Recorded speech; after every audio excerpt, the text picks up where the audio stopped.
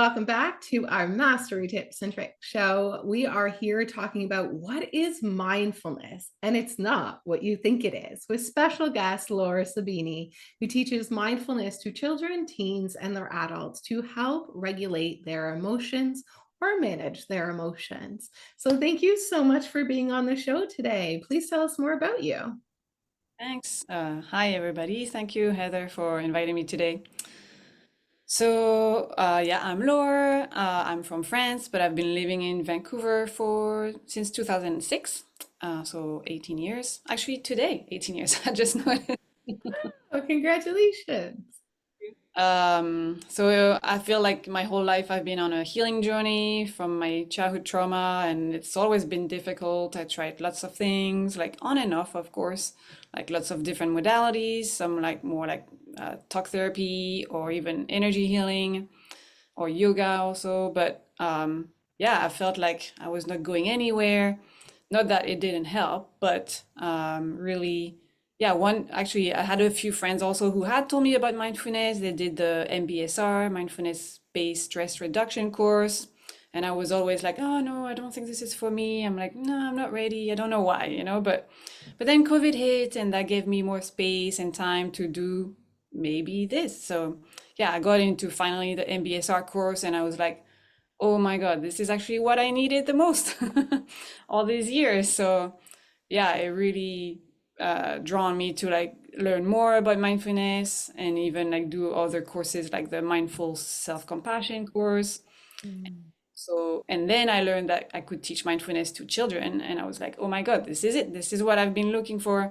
I've always been drawn to kids, so like bringing two passions, let's say together, the mindfulness and kids. So I was like, yeah, I could tell like how powerful it could be with kids.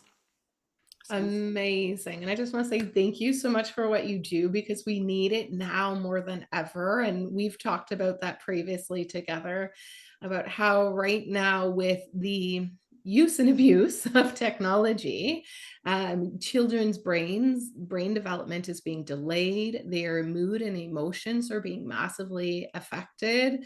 The suicidal rates are up. The isolation rates are up because we have a false sense of connection, and people are getting these dopamine hits, yet they're lacking the serotonin, which comes from the actual connection of being with another human being, seeing that smile, having that hug. And we don't get that through the emojis as much as you want it, think you do, we don't. And so we actually need human connection, and we need to learn to start to regulate our emotions and our nervous systems. And A lot of people are dopamine deficient, and they're doing so many other things to try to fill that in, this dopamine kick that these kids are looking for, because they're so used to like 7-second scrolls, YouTube shorts, all the things. And as much as I love technology and I think it's amazing, it has a place and time.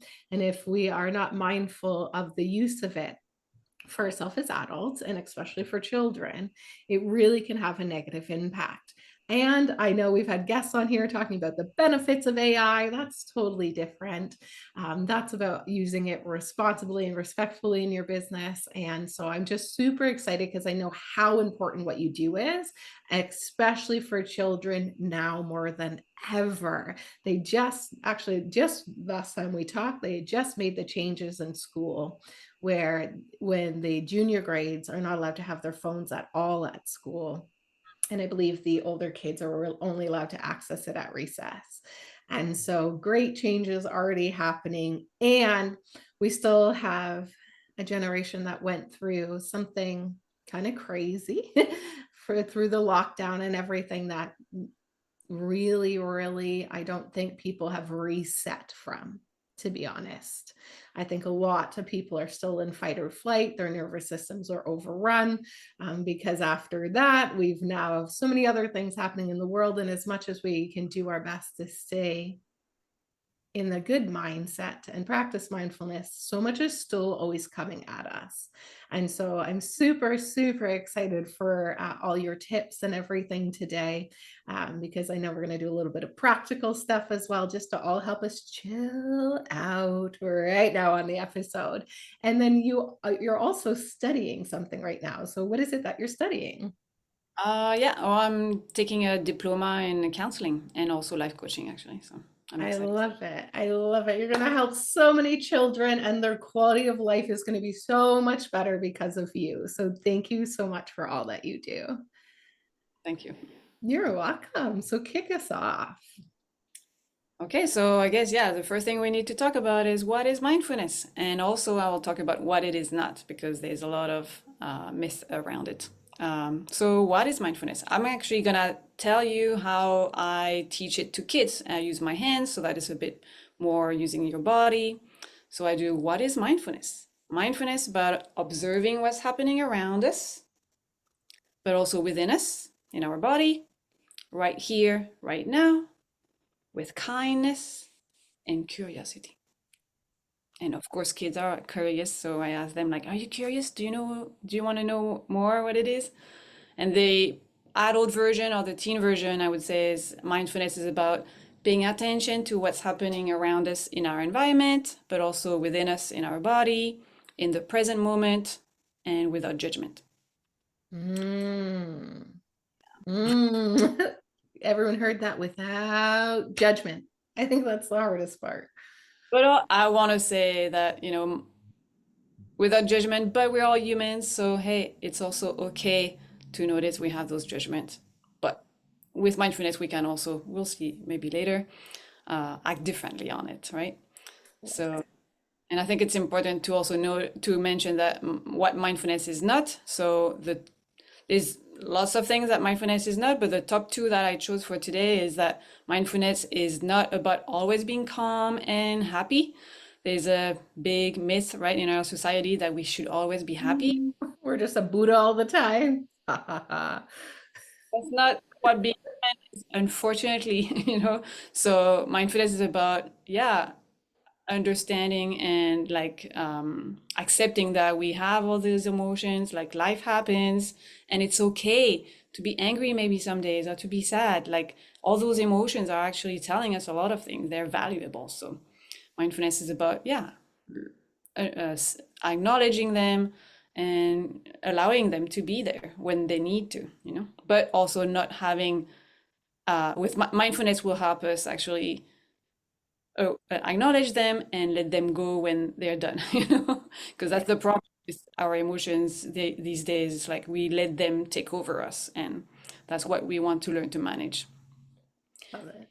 The second thing I wanted to mention is that mindfulness is not about not thinking. A lot of people are like, oh no, mindfulness is not for me because I think too much. Well, no, even the best expert in mindfulness still has a lot of thoughts. Like studies show that there's lots of different studies. So it shows between, some say that we have 6,000 thoughts per day, some say 60,000. So it's kind of a broad range, but we have a lot of thoughts, and it's not about not having any. It's about actually being aware of them and question them. Are they true? Are they real? Are they just a belief? And should we act on them or should we just let them go? So, yeah, I Are they just, true? Are they real? Or is it just a belief? Should we act on them or should we let them go? Very powerful. Yeah, because a lot of our emotions, I'm just going to backtrack there. As I grew up, my mother was teaching us mindfulness and also teaching us the law of attraction. And so there was a misconception to not feel your emotions, to only be in a state of positivity and possibility. And you know what happens when you do that? All the unexpressed emotions, they get piled on top of each other until it just explodes. Or we later hire people like ourselves to come in and help us unpack it. And so it's mindfulness is actually about also feeling those emotions. And I love in NLP, they say, yay, human, because it's part of the human experience, right? So I love how you say mindfulness is not thinking. It actually means observing those thoughts, being consciously aware of them, being aware of how they make us feel, and then being able to release and let that go instead of letting it take us over. And so I'll give a great example from one of my favorite books, The Four Agreements. He gives an example about the bird who goes to get the worm to feed its baby, and then a hawk almost eats it. So it drops the worm. It just goes and gets another worm. Mm. Now, if that was a human, you would spend all day making yourself bad and wrong. I can't believe I dropped the worm. I should have went this way. I could have done it this way. I'm a bad person. We give it a meaning, and then we perseverate on it over and over and over and over again.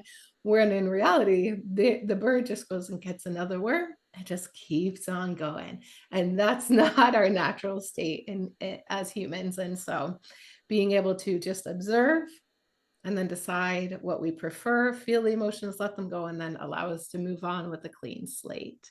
And when I heard that analogy, I thought, oh my, where do I do that in my life? So many places.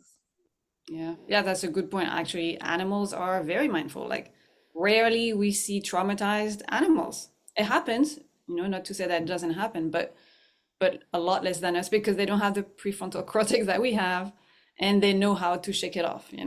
Literally, they shake it off. The dog comes in, shakes off the energy from outside, and then it's good to go. We could all practice that when we get home from the town energy. I Definitely. love it. All right. So let's dive into the next one, how to practice mindfulness. So yeah, I see what I love about mindfulness is like actually very simple, and it's just so simple. You're like, how does that work?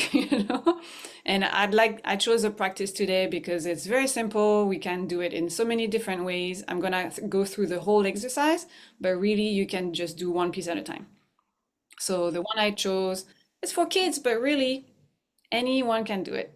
So it's called the five senses, and it goes with the five fingers. It's easy. And let's just do it together, actually. Yeah, But absolutely. I'm all in. so just sit wherever you are. If you're driving, maybe don't do this exercise, please. But otherwise, yeah, just take a pause, and I'm just gonna ask you to look around you and notice five things. Just notice where your eyes lands. Remember, no judgment. And you can even do this one as like find five things that are yellow and just notice them.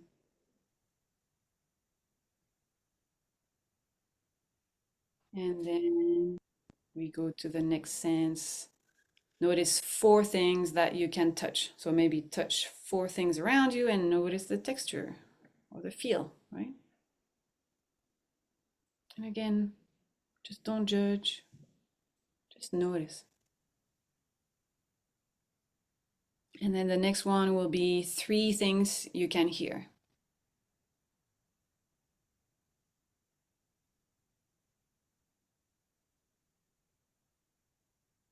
And of course, I have no cars. So I almost heard nothing. And that's okay. Yeah, silence is nice. And now let's try to smell two things. So that one might be a little bit difficult, but if you're in the kitchen, maybe go grab I got something. essential oil spray. How about that? We'll just mist ourselves. Some cream. Mm. But I'm judging already. Yeah, just smelling, no meaning. Mm. And the last one, that might be a bit difficult if you're not in the kitchen, but taste something, or maybe just the taste in your mouth right now, or if you have some water.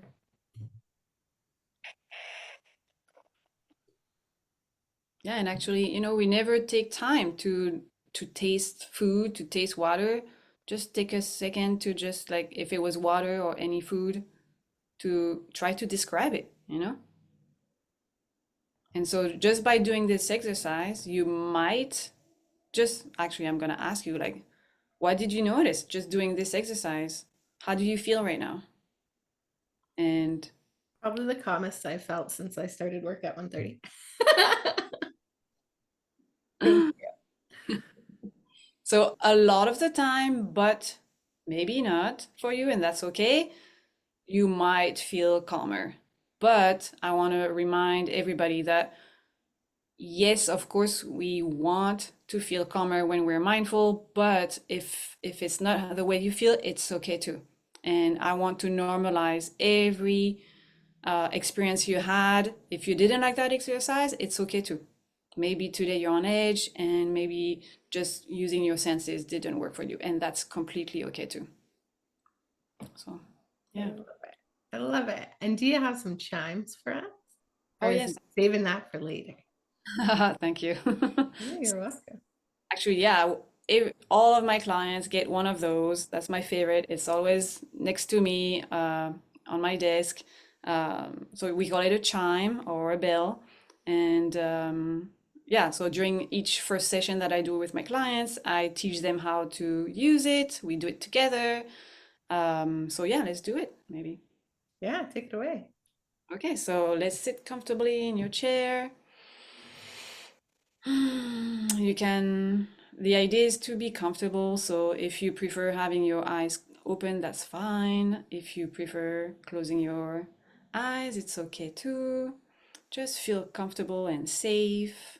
And just let's maybe take a few seconds to relax your shoulders, relax your jaw. There's a lot of tension in there. And relax your eyes. I've heard that if we're able to relax your eyes, we're able to actually relax the whole body. So it might not be that easy, and that's okay. Hmm.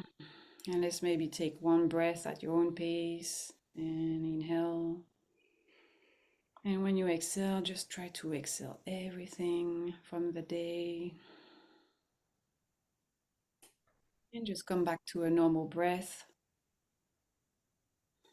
And I'm just gonna ring the chime. And I'll do it twice in different ways so that you can notice what it is to be more mindful. So just listen to start.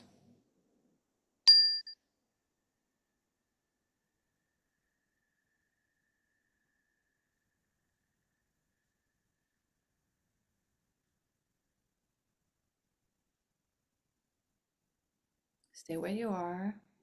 And I'm gonna ring it one more time, but this time with some instructions. So try to stay focused from the very beginning when I hit the chime all the way to the end. And when you can't hear it anymore, you can raise your hand and listen.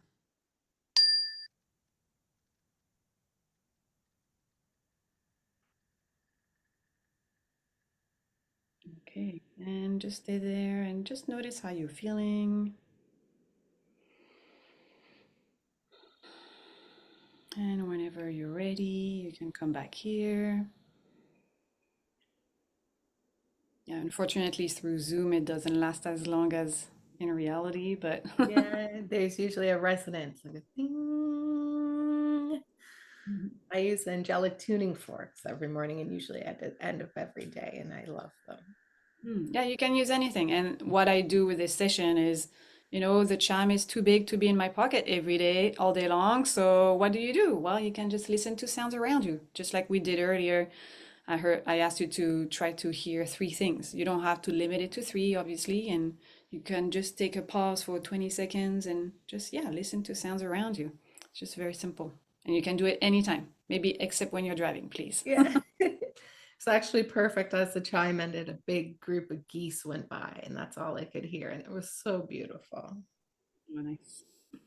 I love it. So now let's talk about the freedom to choose or respond.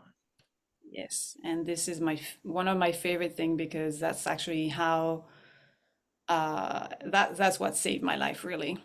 So what we like to start with is use a quote from Viktor Frankl, who wrote the book Man's Search for Meaning. I don't recommend it if you're not doing well.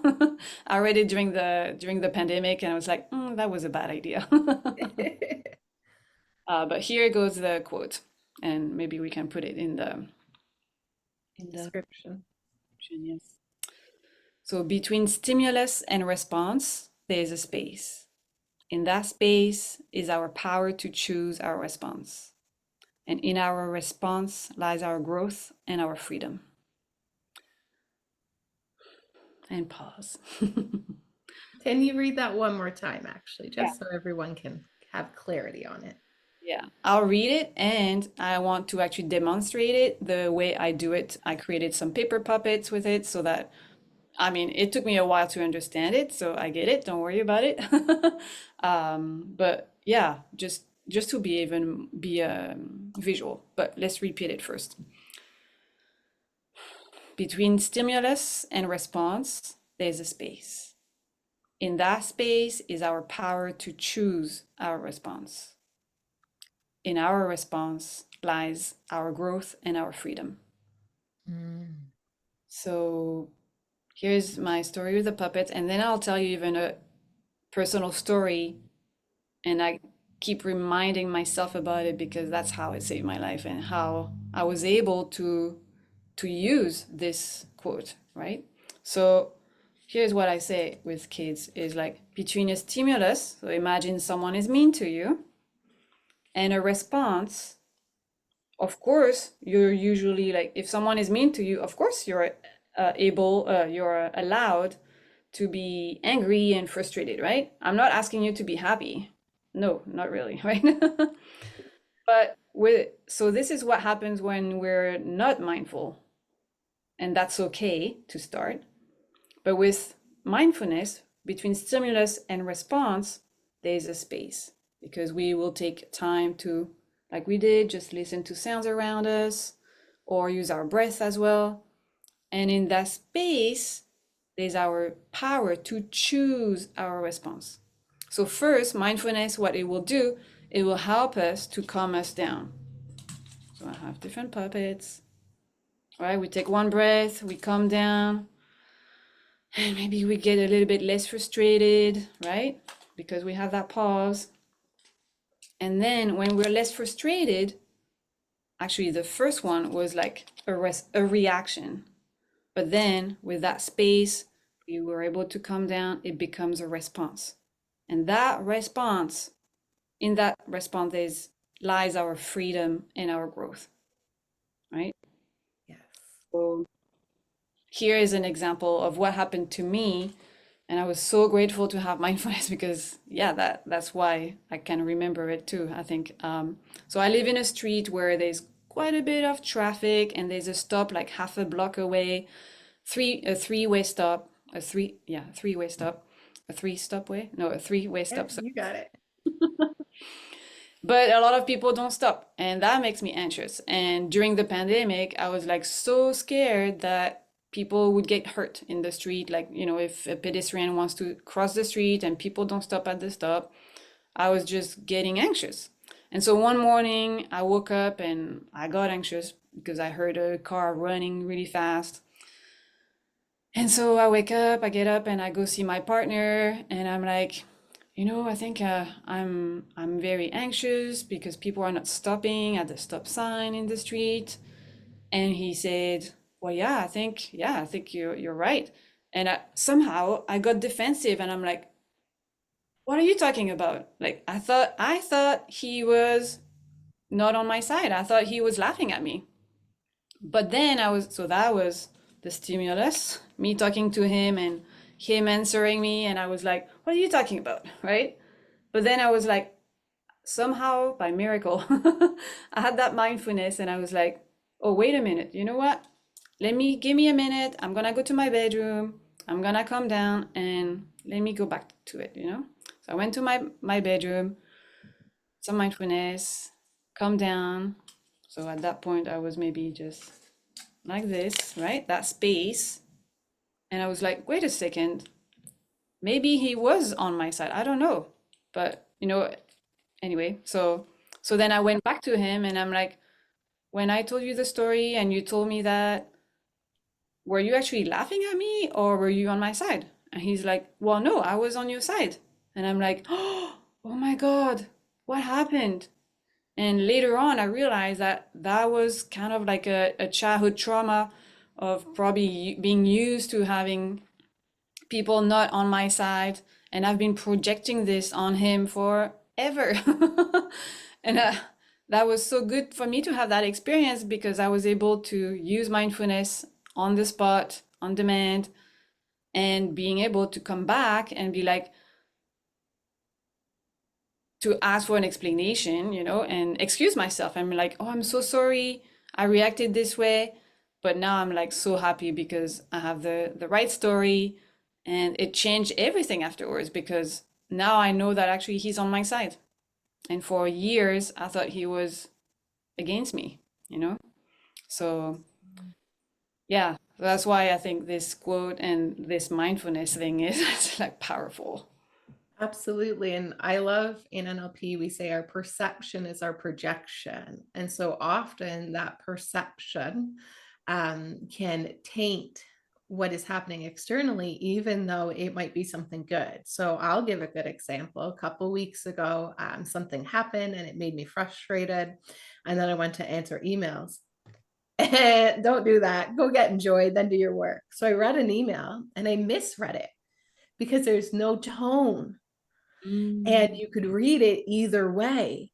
Like, and the one way was like no good, and the other way was like all good.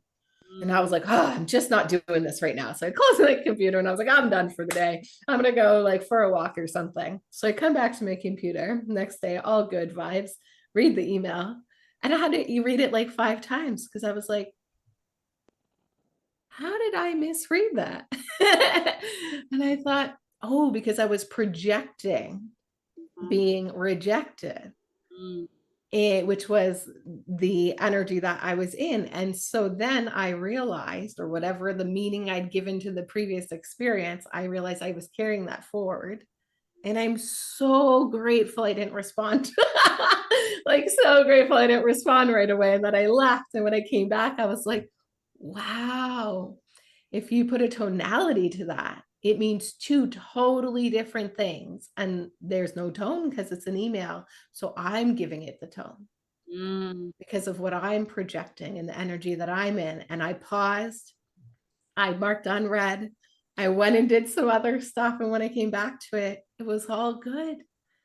And so the magic in that pause is undeniable and can give us so much more peace. mm, And when we start to be observers of our thoughts and give ourselves that pause and not react right away and instead consciously choose a way we respond, I found for me that just gave me so much more peace of mind. Because when we have an external stimulus, what happens is we often say, they made me feel that way. And the truth is, no. Unfortunately, they were the stimulus, and there was something within us that was triggered, usually an unhealed trauma, middle child rejected syndrome, whatever, right? Like, and so I'm cleaning it up, working on all the things. And so there's the stimulus, and then there's something that's triggered within us. mm, And then if we don't pause to evaluate and observe and consciously respond, we often react from a wounded child perspective. And so our perception, our conditioning, what we've been through throughout our life is creating this computer program in your brain that is then going to react. And what we're working on with that pause is to be the observer and then choose a response. And my favorite saying by Tad James, who is the NLP practitioner that I study from, is that as an NLP practitioner, communication is so important. And if we are not getting the response from somebody that we want, we also want to take full responsibility that it's within our communication. And mm, so a lot of the old NLP way was like, oh, that's not on me, it's you. mm, And that's old, kind of masculine, toxic way. It takes two to tango. And we still want to take full responsibility on our own behalf to have enough awareness to know, is this a valid response? Or am I actually just have an unconscious trigger? And could I pause and respond in a way better way that'll be win-win-win for all of us, where I can still express my emotions and they could actually maybe be heard yes. Mhm. instead of it coming out as like an attack. And so there is so much magic in that pause. And like, I'm so grateful I paused before I responded to that email. And that's part of the thing with like texts and emails, or a lot of the way that people communicate these days. There is no, unless you're using like emojis, right? And different generations use different emojis. The older generations do thumbs up, like, yeah, that's good. And the younger generations think that's passive aggressive. And so, like, it's also who you're sending it to. So, being mindful to pause and ask, what could they mean by that? And then, if you're not sure, ask them instead of giving it a meaning and reacting. So, those were incredible and so powerful. And you said something really powerful there. So mindfulness is like nothing else because it's on demand. So elaborate on that for us a little bit. Yeah, this is kind of like my new awareness, like maybe a year ago, where I was like, well, it's based on this quote of like, I feel like I've done like lots of other therapy before, even yoga, but I could never bring this knowledge to my life at home, which is where there's more triggers, right? And it took me mindfulness to understand that pause. So, and I feel like, yeah, when I'm in a conflict with my partner, for example, like I'm like, how do I use my yoga in here? How do I use therapy in here? You're like Like, warrior pose. all right, you can't be like, oh, wait a second, I'm gonna call my therapist. Oh wait, she doesn't have an appointment for like 2 weeks, so I'll get back to you in 2 weeks. Call a friend. Remember that show? Can I call a friend? Do that. But that's the magic of mindfulness is that you can do it right there. And at least for my experience, I was never taught that pause. And that's what mindfulness taught me. Taught me to pause and yeah, which you can do on demand, like when you need it the most, when you need it, not just like, oh, I mean, not to say that yoga and any other therapy is not good. You should still do those things, but you still need to bring a practice of like, okay, what do I do when I'm angry? What do I do when I'm sad or like frustrated, right? What do I do in the moment? Like that's why I think mindfulness is so powerful, so magic.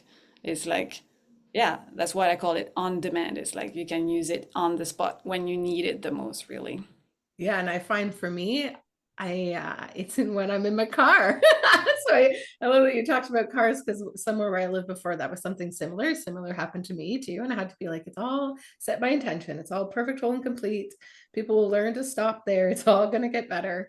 And I think when we're driving, that's the most magic. I usually pause and go, maybe they really have to go to the bathroom. That's why they ridiculously both in front of me like that. Like I just give it a good meaning and move along so I don't rob myself of the joy. Mhm. Because really, truly, we're robbing ourselves of the joy when we are in that reactionary mode and then impacting other people often negatively. I mean, I'm sure all of us have said something that we wish we didn't.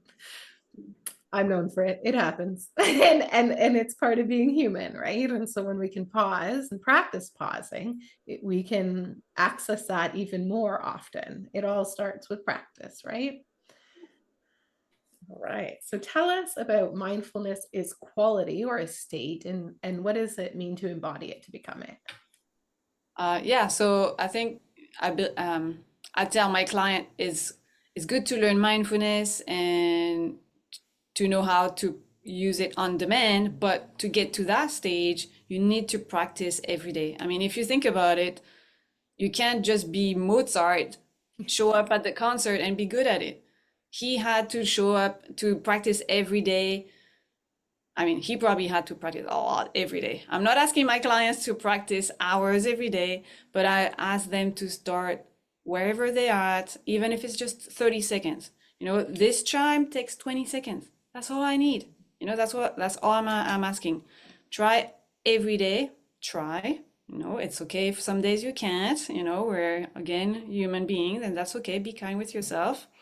Um, and the more you're gonna practice every day, even with it just 20 seconds, the more you're actually gonna become it. Because I believe that yes, we teach mindfulness as practices, but really it's more of a quality. So what does it mean to be a mindful person? And the more you practice, the more you become that quality of being mindful. So that's what it is like to embody it as well.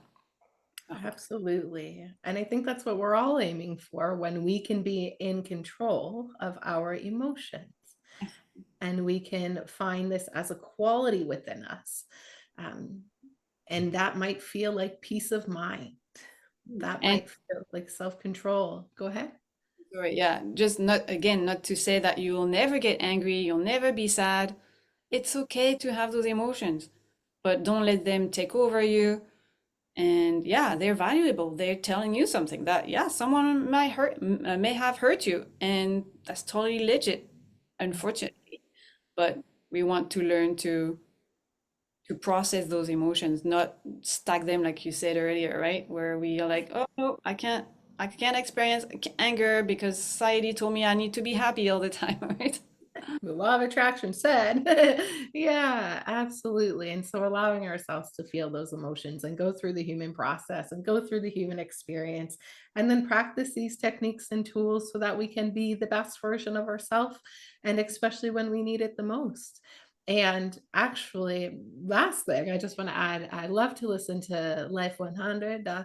It's a Christian radio station here in Barrie, and they have focus on the family, and they had these great instructors in talking about how important this is in parenting. Oh, yes. And so I loved how he said when he goes in and he doesn't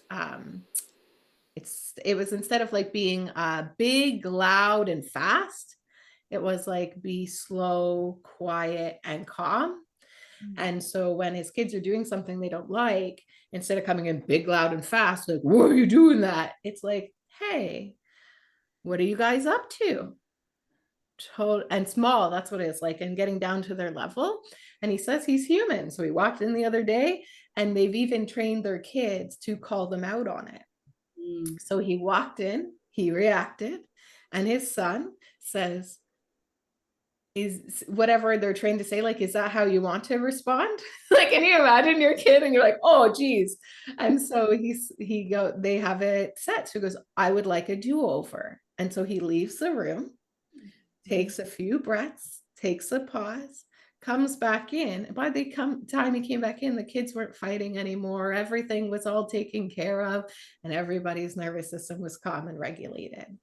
And so that magic in the pause for ourselves, and especially for parenting, because the children begin to learn to shut down, and we start to lose that relationship with them if we are seen as this like overbearer, and you must behave in a way that pleases me, and getting out of that behavior and instead getting down on their level and just figuring out what's up with them. So even in parenting, that pause and that do-over, priceless. And it just came to my mind to share that because I thought so good. And he's a preacher and it still happens to him. We're all human. I'm not perfect at all. I still do a lot of mistakes. And yeah, some days I'm like, oh, I forgot mindfulness. You're like halfway through the day, you're like, I need to go find those chimes and take a few more breaths. Yeah, absolutely. As a teacher, like you're doing the most important job in the world. If you're out there, obviously, if you're listening, it's hard, it's tough. So yeah, be kind to yourself. Absolutely. Amazing. And I know you have a gift that you're setting up for everybody in the audience. So tell us about it. Yeah, so I actually have the first session recorded, the first session of my programs recorded. So there will be a link to the first session for the program for the 5 to 11 years old, and the first session for the program for the teens, 11 to 18 years old, which actually is also great for adults. So if you want to give it a go ahead.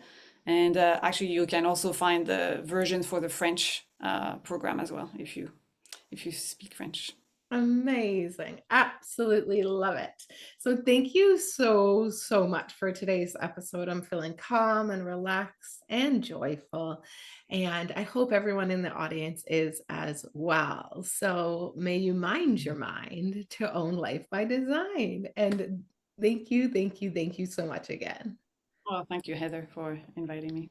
Absolutely, my pleasure. I knew it was such an important conversation I wanted to have. So, guys, remember, stay happy, healthy, wealthy, expect magic and miracles, and what is the best that can happen? We'll see you on the next episode.